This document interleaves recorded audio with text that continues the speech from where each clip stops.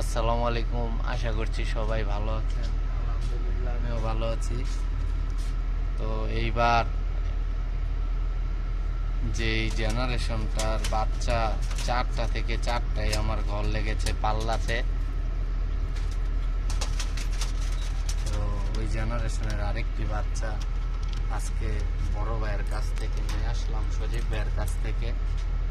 তো সবাই দোয়া করবেন।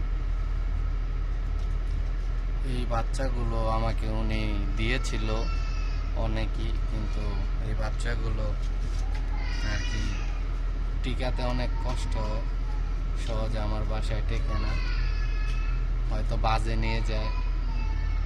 বেশিরভাগই ক্ষেত্রে 2টা বাচ্চাই বাজে নিয়ে গেছে, আর 4টা বাচ্চা ছিল। ওই 4টা বাচ্চা 3 বছরের আর কি।